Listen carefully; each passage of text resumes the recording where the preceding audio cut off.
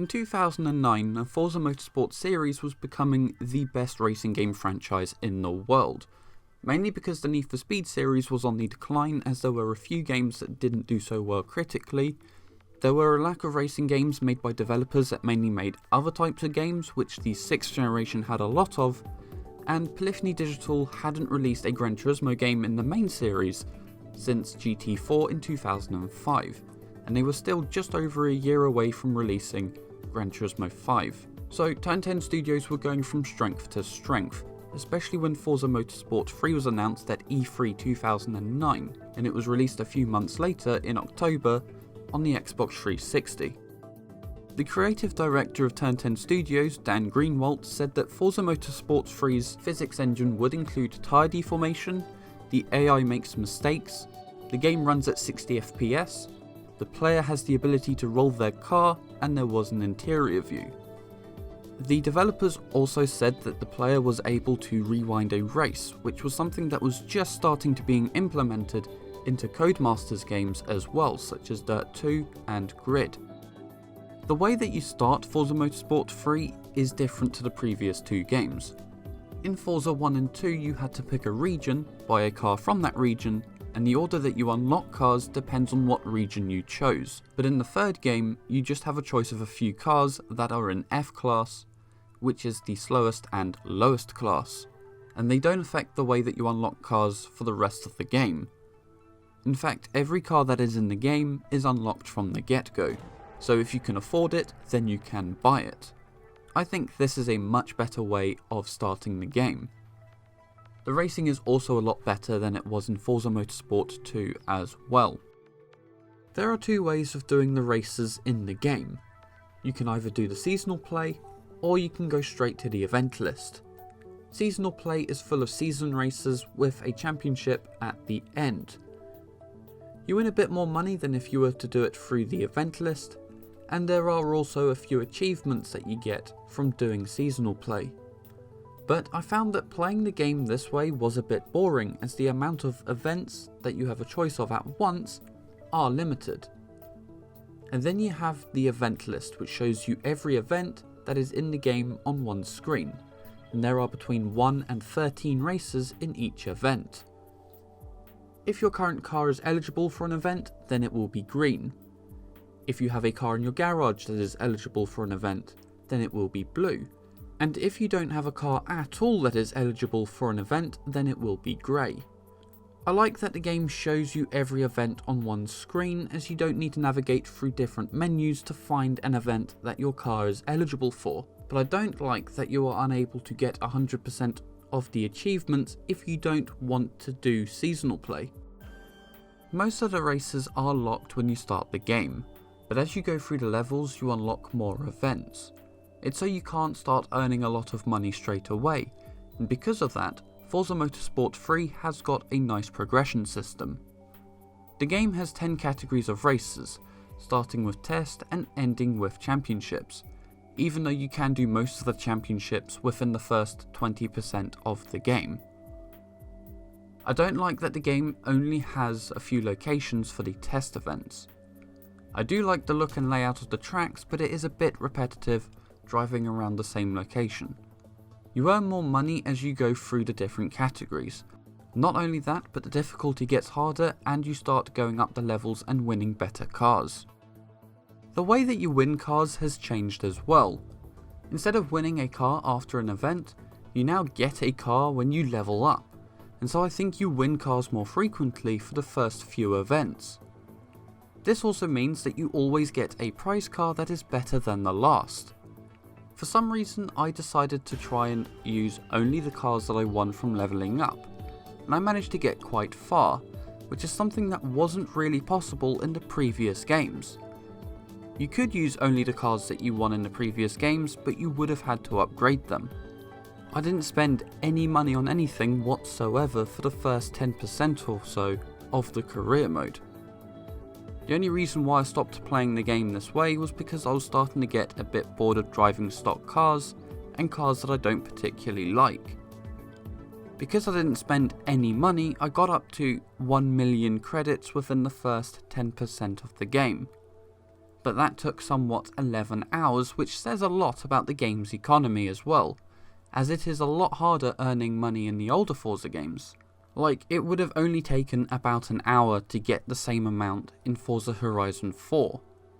But I guess the wheel spins also help you out a bit in that game. The racing is a lot of fun. I found that the first two games were a bit too easy, but Forza Motorsport 3's AI are better drivers. For the most part. They will drive off the track occasionally, but when they're not doing that, then they are hard to overtake at times. Especially when you're only driving the prize cars without any upgrades like I was. The game obviously gets harder if your car is slower than the opponent's cars, but you can auto upgrade them, which matches your car's performance index with the race requirements. I don't like doing that because it costs too much money, and it is a lot more fun upgrading it yourself. In a lot of cases, you can just buy another car that matches the race requirements for a lot less money than what it costs to get the auto upgrade. This was the first Forza game to have an interior view, which was something that not a lot of other racing games had at the time, and I have mixed feelings about it. I like that the developers included it, but the interiors aren't as detailed as the rest of the car, and you can't see as much of the steering wheel as you can in other racing games, such as Gran Turismo 5 Prologue. All of the reference material looks like it was taken when the car was off, so it looks really weird driving around in some cars that you know have screens and whatnot, but have nothing going on in the game. There are a few aspects of the game that are absolutely perfect. The first one that I'm going to talk about are the tracks, and there are 138 of them in 25 locations. Forza Motorsport 3 has every track that was in the second game, except for the Nissan Speedway. Not only that, but the developers added a lot more, such as Catalunya, Ladera and Circuit de la Sarthe. Fujimi Kaido returned from the first game after being absent from the second one. Looks like I wasn't the only person who had an issue with that location not being included in Forza Motorsport 2. All of the tracks look amazing. No other game had tracks that looked this good in 2009. It's a shame that some of the really long tracks aren't used more, and I think it would have been a great use of the developers' time to include them near the beginning of the game, as they would have taken a lot of time to create. The other aspect of the game that is perfect is the car list. Well, almost perfect. Forza Motorsport 3 has 400 cars from 50 manufacturers, about 150 more than what Forza Motorsport 2 had. If you had the Ultimate Edition, then you would have got 500 cars, but seeing as this game was released 11 years ago at the time of writing the script, you can't buy the Ultimate Edition anymore. There is a very wide variety of cars, from little city cars such as the Chevy Aveo and Ford Fiesta to supercars and hypercars like the Ferrari F40 and Bugatti Veyron. There are also other types of cars that weren't in the older games, like NASCARs, V8 supercars and SUVs, and that's what lets the game down a bit. There is no need for SUVs in a track-based racing game. It's fine in the Forza Horizon series, but the first Horizon game came out 3 years after Forza Motorsport 3. Maybe they were stockpiling assets, as I know the idea of Forza Horizon came about at around this time, but who knows. I forgot how cheap cars were in the older Forza games. You can get a 1992 Honda Civic for 4,000 credits, and a Mitsubishi GTO for 8,000. The only time you're going to get one of those that cheap now is if you snipe someone in the auction house. The car models look good, and that's because the developers scanned cars into the game instead of taking pictures of the cars and building them up into 3D models. Just like the first two games, you are able to upgrade your car and you can do almost anything to it. I know I say that a lot in these reviews, but you can do more to your car in terms of upgrading than you could in the previous two games, as you can do driveline swaps. So for example, converting a front wheel drive car to all wheel drive. You could do that in Forza Motorsport 2, but in that game it was bundled with the engine swap, So if you put an engine from something with all-wheel drive into your car, then your car will get all-wheel drive. I like that the developers included that, but it did give the players less options when upgrading a car for certain events. So in terms of the conversions, Forza Motorsport 3 is way better. The rest of the upgrading is the same, which is fine as I thought that was pretty much perfect. The car customization is pretty much the exact same as it was in the second game as well. Most of the cars that were in both games have the same body options, such as bumpers, spoilers, side skirts and bonnets / hoods. But the developers removed all of the race rear bumpers, and I can't see why they would do that. Maybe it was because the bumpers weren't at the top of their priority list, but would it have made much of a difference in quality if they just copied over the assets from the second game? I'm not sure if there are more paint options as well, but the way that the menus are laid out makes it look like there are. The game has got the same amount of types of paint, such as normal, metallic, special and manufacturer colours, but there were a lot of paint options in the second game, so it's not really that much of an issue.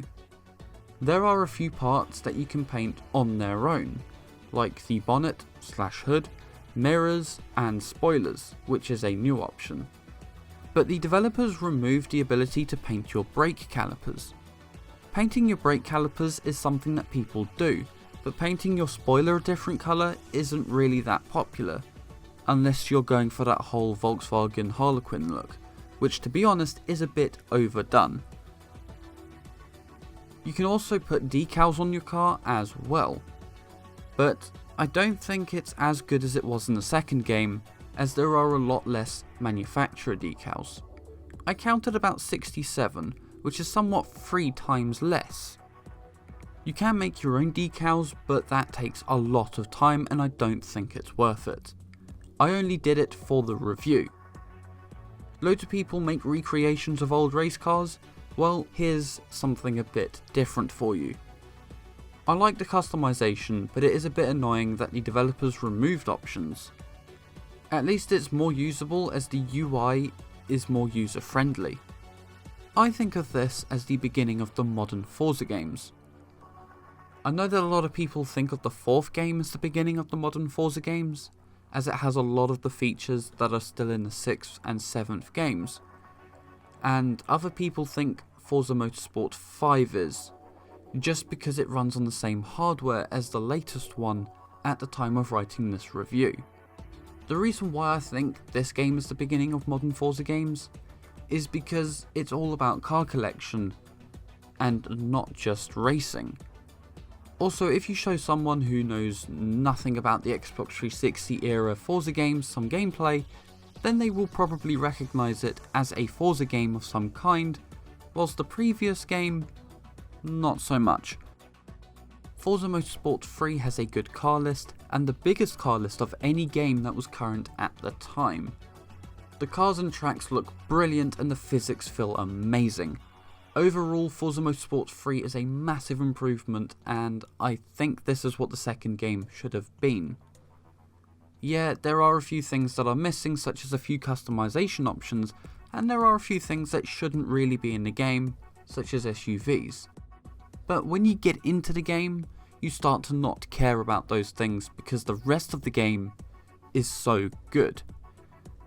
If you're collecting good games, then I recommend it. But if you're just looking for a really good racing game on the Xbox 360, then buy the 4th one as it is better in every way, and it's about the same price. This has been my review of Forza Motorsport 3 on the Xbox 360. If you liked this review, then please give it a like. If you didn't, then give it a dislike, and if you want to see more, then please consider subscribing and joining the Discord server linked in the description. Goodbye.